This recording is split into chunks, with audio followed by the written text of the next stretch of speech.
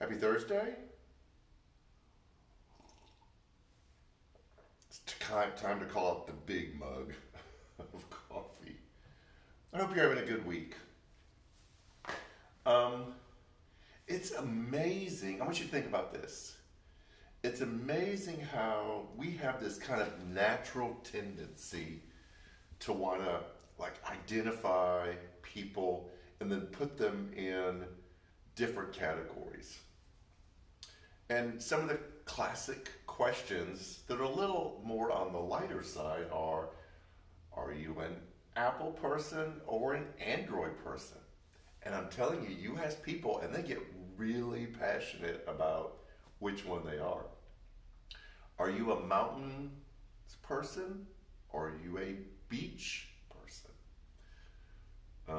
Are you a sports person or you don't care about sports? And so there's always this path we put in front of people, and then we kind of make them decide, are you one or the other? Because we have this ingrained thing in us that is biological. I mean, it's part of evolution of helping us survive.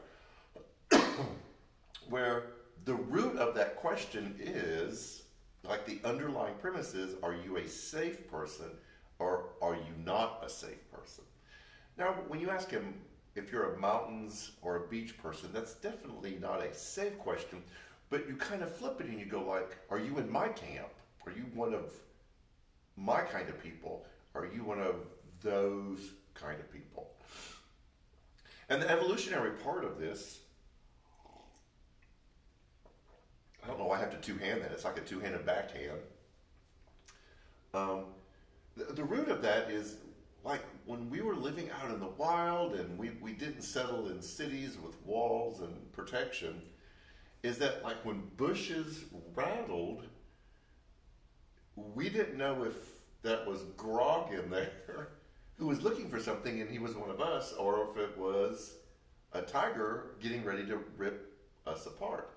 So our brains had to develop very quickly this dividing into, is that safe or is that not safe? And we've carried it over into everything.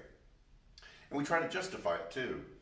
A lot of us will quote Jesus when Jesus said, you're either for me or you're against me. You can't do both. We take that out of context in Matthew 12. Read all of Matthew 12 because that's where Jesus says that. When he heals somebody and the Pharisees accuse him of having the power of Satan, he says, I have the power of God. He said, if I had the power of Satan, I would be fighting against myself.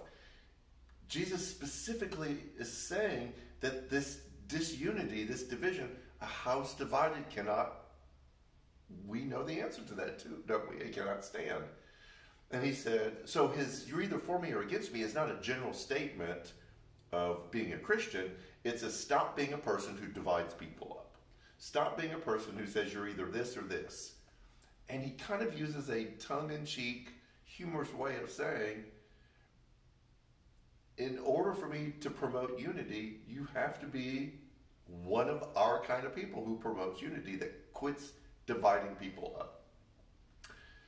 And so I want us to wrestle with this. We talked about this a little bit this past Sunday when we started into Galatians. We realized that the church there was really wrestling with a culture that was not friendly to this new movement of people following Jesus.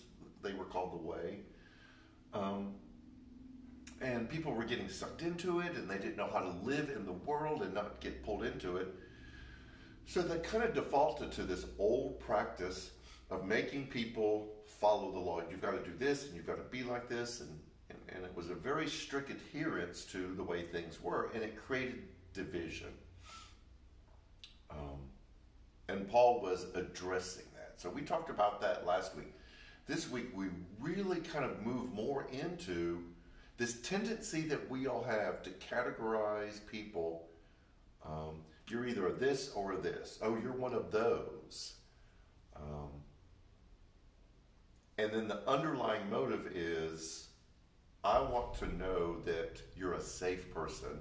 I don't want you to be a dangerous person.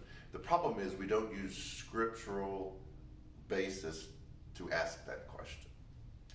We consume news and content that stokes up our fears. You need to be afraid of them. Those people are dangerous. Those people are trying to destroy your culture, your world, the world you used to know. And so we throw all of our animosity and our hatred on a certain group of people, whether it's immigrants from another country, whether it's people who have a certain gender preference or a certain lifestyle preference, that rather than building a relationship, we put them in the unsafe category and then we push them away. And this is what Jesus was talking about in Matthew 12, and what Paul's addressing at the church at Galatia as we move into chapter 2. That when we create or use our own understanding of who's good and who's bad and who's safe and who's not safe, we are dividing people up. And Paul really addresses that. We're going to go through a really long passage. We're going to go to a little bit at a time. We're going to kind of pull out the meaty stuff. And it's going to speak to all of us, because I have the same kind of tendency also. Man, if you're flying a University of Florida flag or University of Miami, you are an unsafe person. So we all have to just own our own tendency to do that. So this Sunday, we look at things that we adopt and how to address them that cause us to divide. If you were here this past Sunday, or if you joined us online, you noticed that we did a presentation about this and the work that we're still waiting to have done. If you support what New Community Church is doing and you appreciate the work that God is doing through us, we would love for you to join with us and be a part of that. Also, we're going to do a big push for this Sunday. Friday night, July 21st at 6:30, we're going to have NCC Family Game Night. We're going to have ice cream. It's going to be fun. It's carefree. If you are a game person, if you love and playing games, or if you just want to come, eat a bowl of ice cream and hang out, you don't have to play any specific game, man, come join us. We had a blast at the Church-Wide Fellowship a couple weeks ago, so much so that we just want to do it again. So that'll be July 21st, Friday night, and you'll hear more about it this Sunday. So, it's Thursday. We're moving into the weekend. Have a great week. Let's be uniters, not dividers, and we'll see you Sunday. Take care.